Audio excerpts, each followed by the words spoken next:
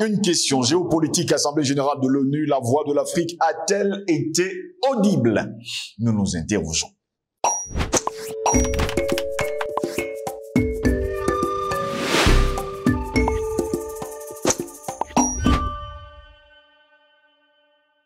Madame, Monsieur, bonjour, très heureux de vous retrouver sur Panafricaniste TV, la chaîne de télévision des panafricanistes, votre chaîne de télévision qui vous apporte le meilleur de l'information sur un plateau d'or. Bonjour, bienvenue à toutes et à tous à cette édition de Parole panafricaniste.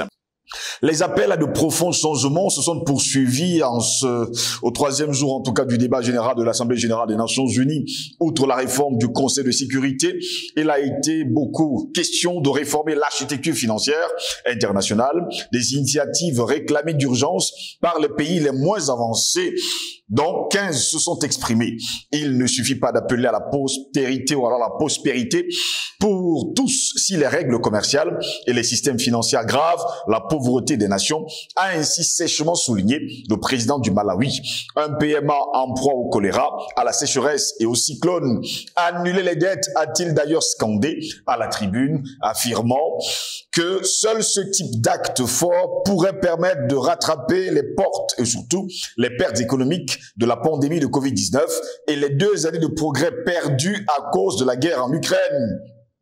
D'ici là, il compte continuer de frapper aux portes des institutions financières qui restent trop lentes, trop insensibles et surtout trop rigides, a-t-il déclaré.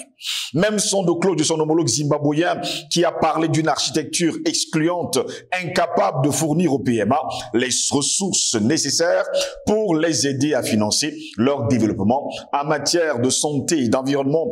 Outre l'annulation et la restructuration de la dette, le dirigeant zimbabwéen a réclamé des prêts concessionnels à long terme ainsi qu'un accès accru aux droits de tirage spéciaux non utilisés. Pour rétablir la confiance, il est impératif que le Nord tienne ses promesses et écoute les voix du Sud, a ajouté le chef de l'État tanzanien. Mais il a considéré que le Sud devait aussi, de son côté, augmenter ses recettes nationales en mettant fin à l'hémorragie de ses ressources naturelles et aux sorties illicites de capitaux. L'aide publique au développement a elle aussi été brocardée, politiquement orientée. Elle est synonyme d'aumône organisée, a lancé le président du Congo-Brazzaville, qui a ironisé sur, je cite, les subventions au compte-gouttes distillées au rythme des intérêts propres des donateurs. Le dirigeant du Burundi a dit quant à lui ressentir aussi de la mauvaise foi dans cette forme d'aide, puisqu'en parallèle, les ressources offertes pour assurer la relance de son pays et son indépendance économique regresse. Sur le plan de la gouvernance, eh bien, il n'a pas échappé au président de la Guinée-Conakry qu'après la pandémie de Covid-19, l'Afrique est aujourd'hui frappée par une épidémie de coups d'État, en particulier les pays francophones du sud du Sahara. Il l'a expliqué par des promesses non tenues, par l'apathie de la population et le tripatouillage des constitutions aux dépens des intérêts nationaux, ainsi que par la mauvaise répartition de la richesse. Dénonçant l'héritage politique des pays colonisateurs et l'imposition insidieuse et inefficace du modèle démocratique, on va le dire, occidental aux Africains, il n'en a pas moins mis en garde ses homologues contre la corruption des élites africaines. Car, il faut le dire, le président Doumbouya a glissé justement ces mots. Il n'est pas seulement celui qui prend les armes pour renverser un régime, mais également ceux, plus nombreux, qui ont recours à la duplicité pour manipuler la Constitution afin de se maintenir éternellement au pouvoir, a-t-il déclaré à la tribune des Nations Unies. Le conflit au Soudan a par ailleurs préoccupé les dirigeants des pays voisins.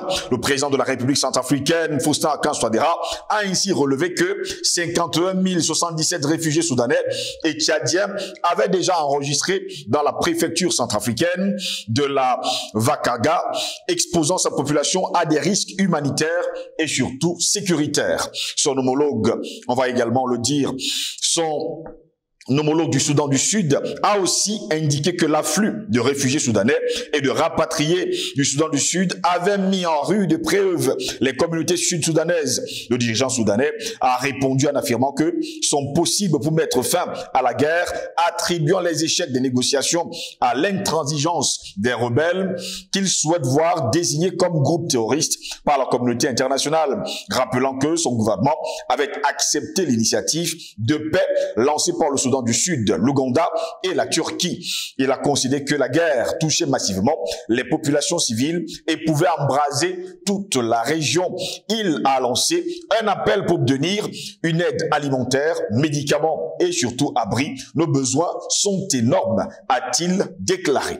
Ils étaient d'ailleurs nombreux, les chefs d'État, les Africains qui sont passés à la tribune des Nations Unies. Les uns et les autres ont exposé justement, on va le dire, leurs problèmes. Ce fut le cas pour le Mali, sans oublier, bien sûr, le Burkina Faso. Et, on va le dire, rappeler d'ailleurs à nos téléspectateurs, le Niger n'a pas eu parole de ce côté-là, à se demander si un temps soit peu, il n'a pas été muselé. Voilà pourquoi nous nous interrogeons encore ce matin. Géopolitique, Assemblée générale de l'ONU, la voix de l'Afrique a-t-elle été audible? Pour répondre à nos questions, nous sommes avec Patient Parfum d'Homme, homme politique de l'UPC, l'Union des populations du Cameroun, parti créé le 10 avril 1948. Patient Parfum d'Homme, bonjour, bienvenue à vous. Bonjour Steve Josselin-Gos, merci pour cette invitation. L'Afrique traverse un moment très important de sa vie depuis les temps immémoriaux de l'esclavage. Je pense que nous sommes en train de franchir un nouveau cap dans la demande, la quête de notre dignité, de notre humanité, qui va passer certainement par la réappropriation de notre souveraineté, mais surtout par le fait qu'au-delà des discours, il faudra qu'on matérialise dans les faits cette ambition, ce rêve authentiquement africain de notre unité. Sans unité, on aura beau faire beaucoup de discours, on aura fait beaucoup de propositions à une tribune comme celle de l'ONU, qui, ne l'oublions pas, fut constituée presque sans nom, si on enlève un peu l'Éthiopie. Donc, je ne vois pas comment l'Afrique pourra se contenter uniquement de ces discours, même si certains de ces discours nous sont allés tout droit au cœur, de par la profondeur des requêtes, n'est-ce pas, que ces discours portaient. Mais l'Afrique aujourd'hui demande mieux. L'Afrique demande davantage. Les enfants d'Afrique veulent voir leurs rêves se transformer en réalité.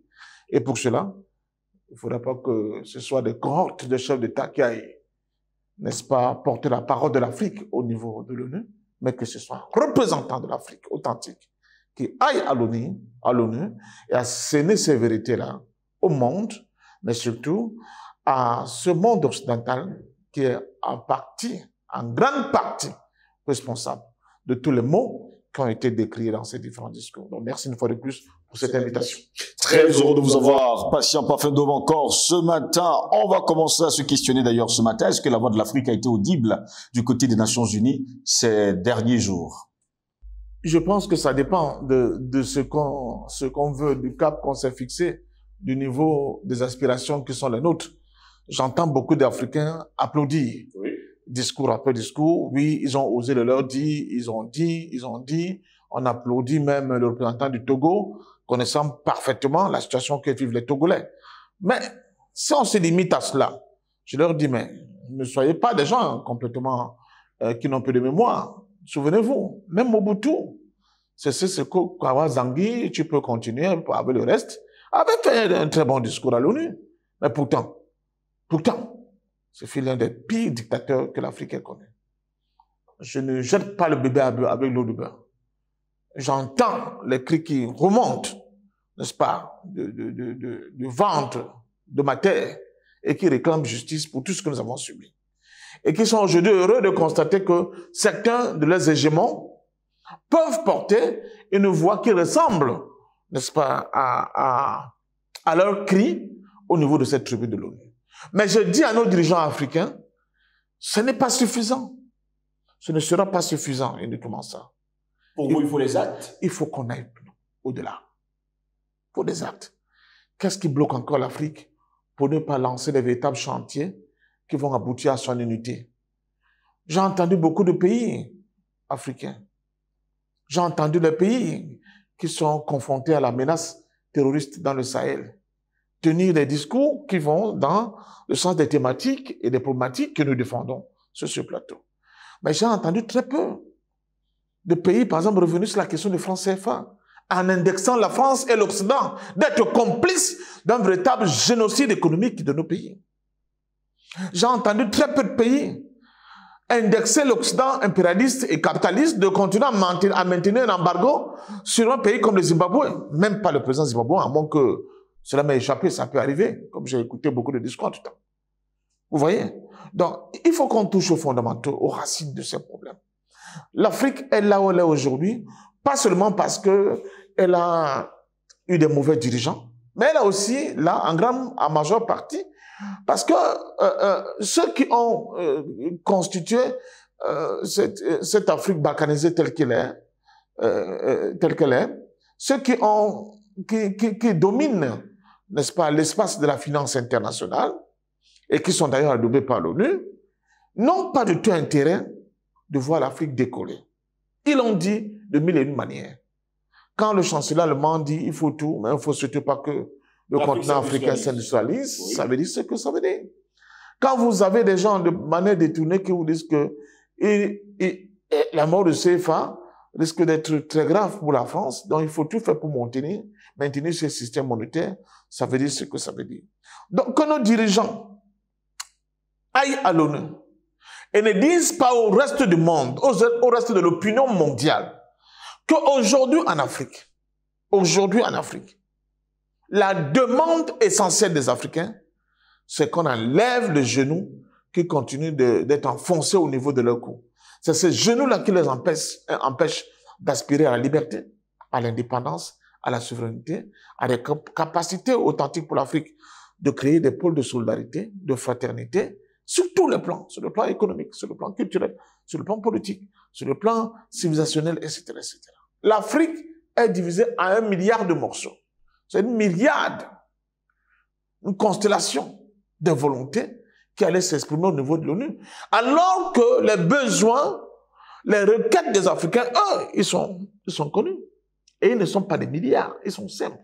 Ils ont un tronc commun. Nous voulons notre souveraineté exactement comme vous avez votre souveraineté. Alors, j'ai l'impression qu'on prêche un peu dans le désert, que ce sont des espèces de vœux pieux. Parce que sinon, comment pouvez-vous aller chez votre bourreau, lui demander en lui disant « libérez-moi, je veux ma liberté ». Ça n'a aucun sens. C'est à vous de créer des conditions radicales pour imposer votre liberté à votre bourreau.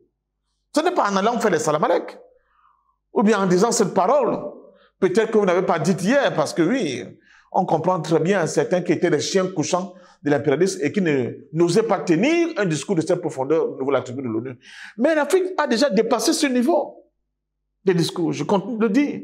Les attentes du peuple africain ne sont plus au niveau des discours. Si quelqu'un veut vous conforter dans le fait qu'il a suffi des discours et tout le monde il est heureux, je dis non. Je m'oppose fermement à cette roubladise qui ressemble à une petite fémania. Pour ceux qui sont au Cameroun et ailleurs comprennent très bien ce que c'est.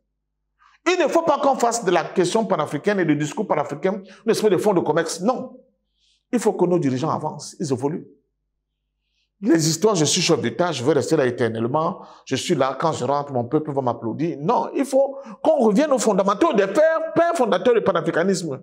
Quelles sont la question essentielle de notre unité? J'ai encore écouté un monsieur Denormand dans une vidéo qui nous dit que la mort de Lumumba vient du fait que Lumumba aurait signé un accord secret d'une union entre le Congo et le Ghana.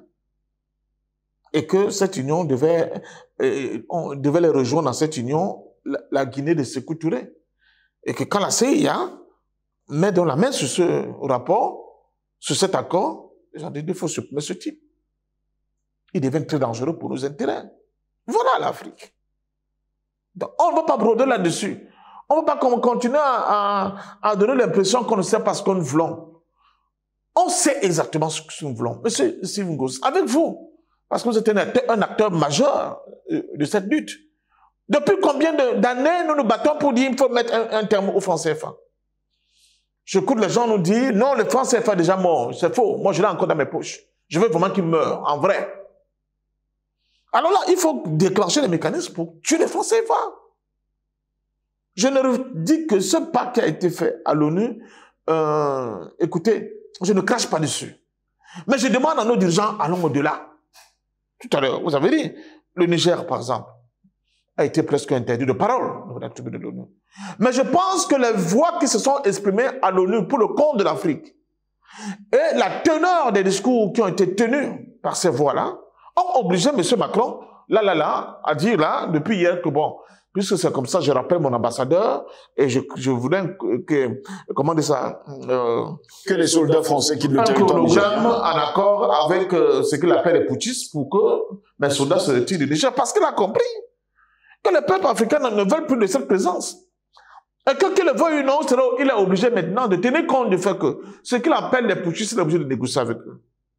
Alors, quand le président Doumbouya, dans sa prise de parole, il dit cette chose qui est très sensée, en disant, mais le coup d'État, ce n'est pas que les militaires qui font le coup d'État. Les gens qui réécrivent la Constitution, à ne plus en finir.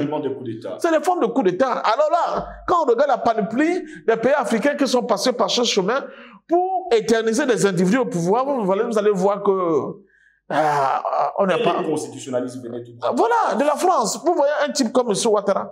Il réécrit une constitution, il est là. Les gens qui veulent contester cette affaire-là, il envoie ses sbires couper les têtes des gamins et on joue au foot avec. Et tout le monde voit ça. Et l'Occident voit ça. On regarde le cas du Tchad, le cas du Cameroun. Le Cameroun aussi est passé par là. Le Congo. Tout ce monde-là qui se plaint dans le précaré français, la plupart ont réécrit la constitution. C'était des formes de coup d'État. Cela ne veut dire pas que nous disons qu'il faut absolument la ténance à la tête de nos États pour qu'on avance. Moi, je voudrais même que les gens restent longtemps au pouvoir, mais à condition qu'ils aient un projet et des ambitions pour leur propre peuple. Que le peuple ressente les dividendes de cette pérennisation de ces dirigeants-là au pouvoir. Mais le peuple n'en voit pas. Le peuple ne voit pas, ne tire pas les dividendes du fait que les gens soient restés longtemps au pouvoir. Vous êtes dans la vie de Douala comme moi. Nous sommes tous au Cameroun. Pour venir dans vos studios faire cette émission, c'est la croix à la bannière. Regardez l'état même de nos routes seulement. De nos écoles. Prenez un transport de Ndokoti pour le PK17 où il y a la nouvelle université. Et dire que c'est de là que les enfants doivent aller acquérir la connaissance. Avec ce trajet-là. Mais au même moment, les gens volent des milliards dans ce pays. Tout le monde le sait. Certains, comme dit le président, ont rendu gorge. Ils sont à Konegi. D'autres continuent d'être en poste et ils volent. Ces gens-là ne sont pas qualifiés pour continuer à prédestiner au destin de nos peuples. Donc, les discours, oui, j'applaudis les deux mains.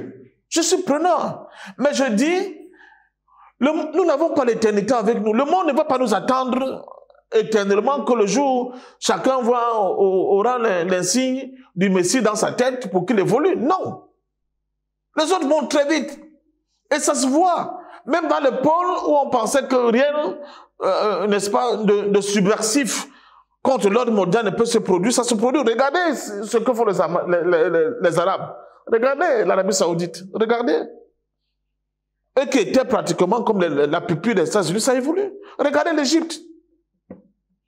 Au Cameroun, on en a encore à manger un poisson pourri, frélaté.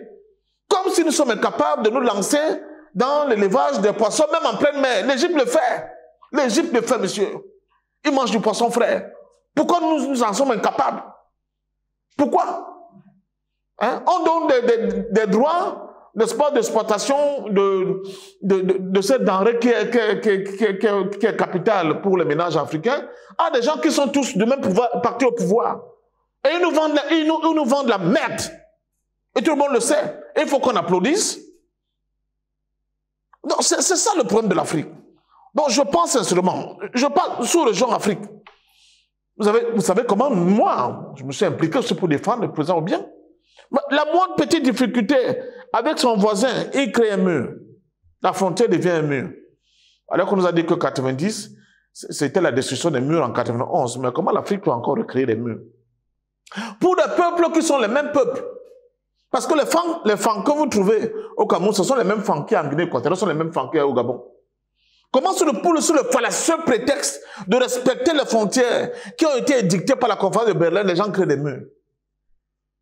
C'est comment? Et cette élite-là, elle s'embourgeoise. Une bourgeoisie comprador.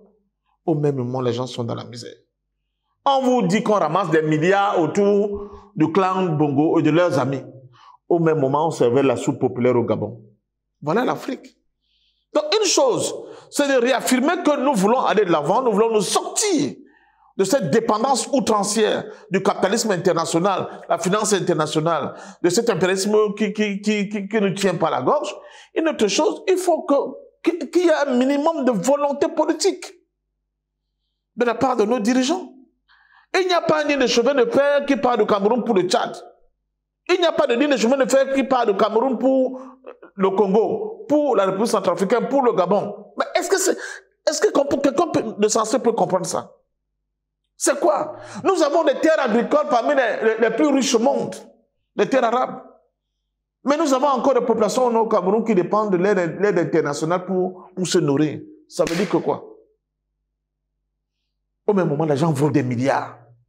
Ils envoient des femmes accoucher en Occident. Ils achètent des domaines, des châteaux en Occident. Et ils sont à la tête de nos États, on les regarde.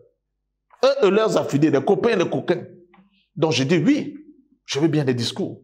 Mais je ne me contenterai pas des discours. Je veux que sur le cadre pratique, que ça évolue sur mon continent. Or, c'est possible. Ce n'est pas impossible. C'est 1 milliard de fois possible.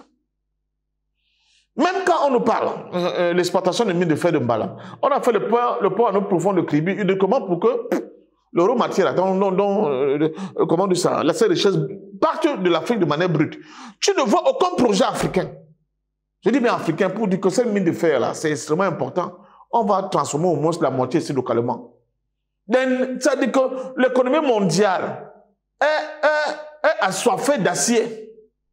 Quelles qu'en soient les productions d'acier que vous faites, elles seront siphonnées, je dis bien siphonnées par la demande mondiale. Les Africains ne voyaient pas ça. Uniquement avec cette mine de fer de Balam, dont la moitié serait transformée en acier. Mais on révolutionne complètement notre espace. On donne des bourses aux enfants. Mais alors, l'éducation des enfants, c'est une autre affaire. J'en ai encore fait la meilleure expérience ce matin. Je partais de PK19 pour pratiquement ici. Mais ce que j'ai vu en route, je dis, c'est pas vrai. Comment on peut punir les gens sur lesquels on compte pour transformer l'Afrique demain comme ça? Mais ils sont pires que des esclaves.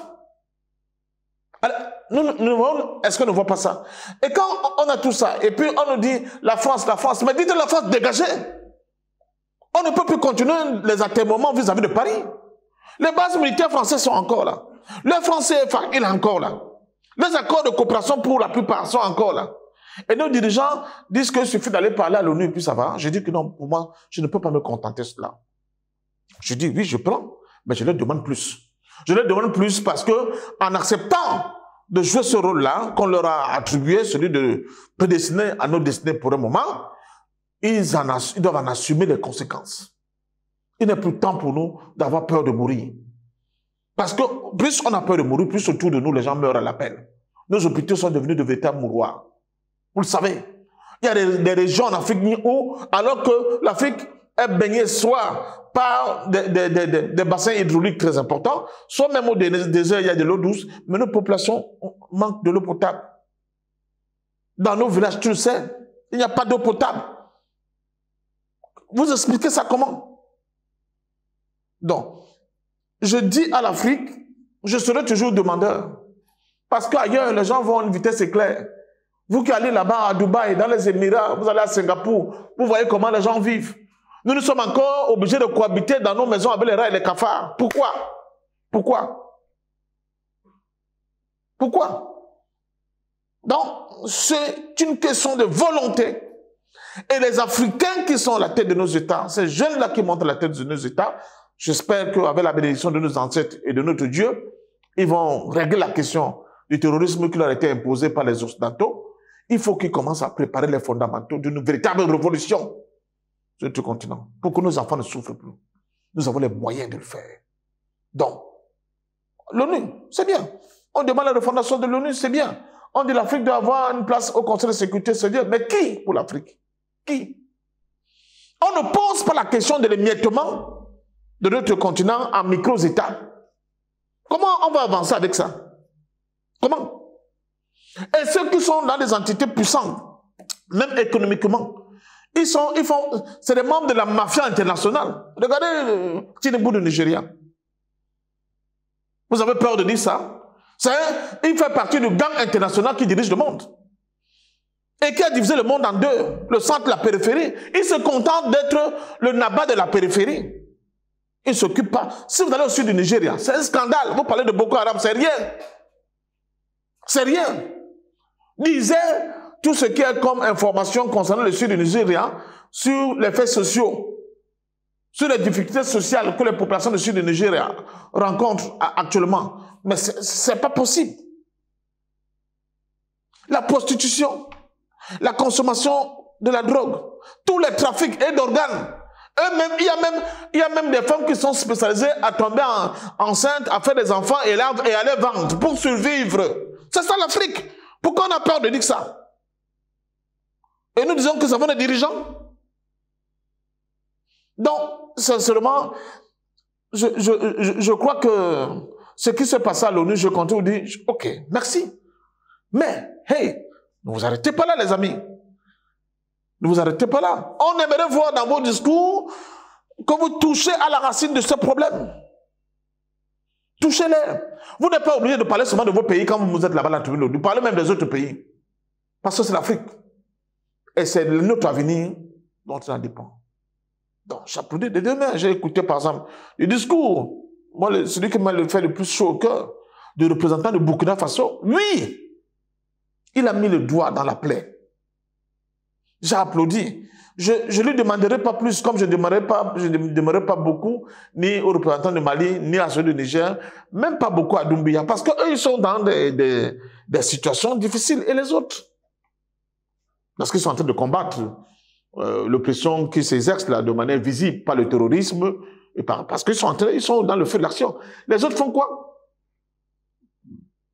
On va se contenter du discours du gars du Togo? Non, je ne peux pas. Je ne peux pas. Je ne peux pas. Le clan Eyadema n'a rien fait pour aider le Togo à sortir du piège du sous-développement et de la misère. Rien. La seule chose qu'ils ont fait, c'est de conserver le pouvoir pour eux. J'ai dit non. Je ne mangerai pas ce pain. Donc, si je suis un gosse, mon combat ne doit pas être dévoyé. On peut dormir sur le même lit et avoir des rêves différents. Mon combat ne peut pas se limiter à des individus qui pillent l'Afrique et qui font faire des discours laudateurs à l'ONU, et je reste là à applaudir que je me contente de ça. Je ne me contenterai jamais de ça. Parce que les Mouniobé ne sont pas morts pour ça. Les Sankara ne sont pas morts pour ces beaux discours. Ils en ont fait de grands discours, pas de beaux discours, mais de grands discours. Et pour ces grands discours, ils ont été exécutés.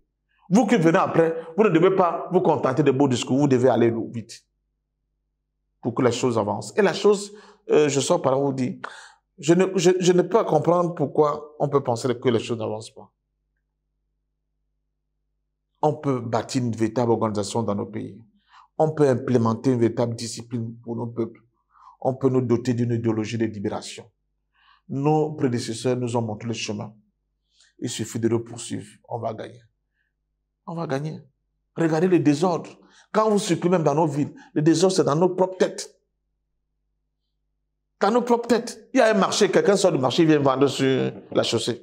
Tu lui dis que comment? Il dit que si je suis dans le marché, je ne vends pas. Mais tu lui dis que mais ce n'est pas bon. Il dit que tu veux donc que moi je fasse comment? Que je meure de faim. Bon, on rentre dans des relations que personne ne comprend. Un plan cadastral, les plans même d'aménagement de nos villes, il n'y en a pas. Tout le monde part de tous les villages avoisinants maintenant pour venir à Douala Yaoundé. C'est fini. On suffoque. Même quand tu marches en ville, tu suffoques. Parce qu'on n'a pas de visionnaires, on n'a pas de gens qui voient. Le Cameroun, c'est plus grand que la Chine. Vous voyez comment la Chine est organisée? Comment il y a des pôles d'excellence économique, endroit par endroit. Et les gens s'y plaisent. Ils vivent en apportant ce qu'ils peuvent apporter pour que le pays continue de se développer. Regardez la Russie. Même en Sibérie, on vous montre les chantiers, le nouveau chantier naval qu'a fait un navire brise-glace. Regardez. Même les drones.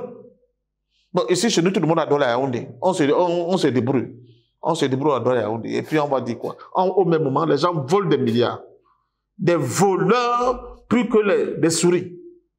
Et on est là, on applaudit, on dit oui, pour l'instant. La liberté, la parole, là, la liberté. Je veux dire qu'il y a des dynamiques qui traversent notre continent, l'Afrique. Même la liberté d'expression sur le plan journalistique au Cameroun.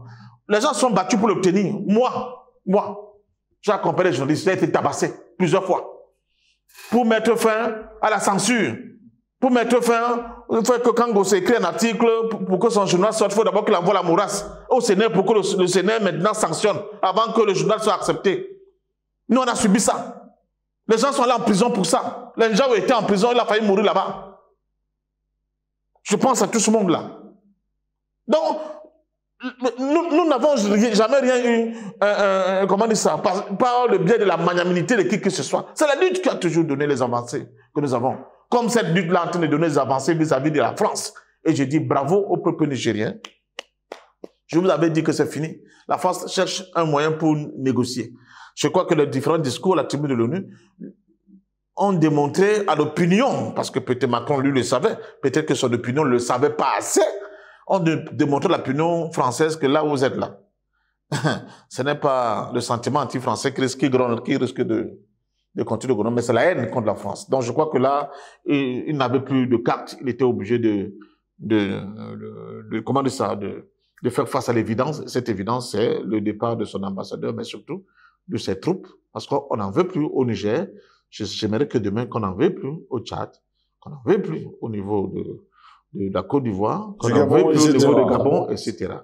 Parce que c'est ces gens-là, ces troupes de mercenaires nous empêchent et bloquent un peu la vue et l'oxygène qui nous permet de réfléchir, d'aérer notre cerveau et de réfléchir par nous-mêmes. Merci à vous, patient parfait d'homme, d'avoir été des nôtres. C'est moi qui vous dis merci et je dis bravo à l'Afrique combattante. Je continue de dire, je ne crache sur aucun gain. Tous les gains sont bons. Je dis, je crache sur aucun gain. Je dis bravo à ceux qui sont sincères et qui continuent de lutter. Je vous ai toujours dit sur le plateau, chaque fois qu'on lutte, même quand on perd, on gagne toujours. Et ça me permet de rendre hommage aujourd'hui à un Burkinabé et qui a beaucoup travaillé après Sankara, qu'on appelait Valère Sommet. Il est décédé malheureusement, à toute sa famille et à tous qui ont été à son école, qui ont été encadrés par Valère Sommet. Je vous dis merci, bravo, continuez le combat, parce que je sais ce que Grand Valère a sémé comme graine au niveau de Burkina. Merci beaucoup. Merci à vous également, mesdames, messieurs, de nous avoir suivis. Restez sur nos plateformes numériques YouTube, Facebook, Instagram, TikTok. N'oubliez surtout pas de venir en aide à votre chaîne de télévision panafricaniste TV qui en a besoin justement pour implémenter sa politique, parce que c'est votre chaîne de télévision, c'est vous justement les financiers et surtout, on va dire, les collaborateurs et sans oublier ceux qui sont avec nous et qui marchent avec nous. Merci de faire un don sur Tipeee ou alors quelque part sur d'autres plateformes que vous connaissez d'ailleurs. Sur ce, je vous souhaite de passer une agréable journée.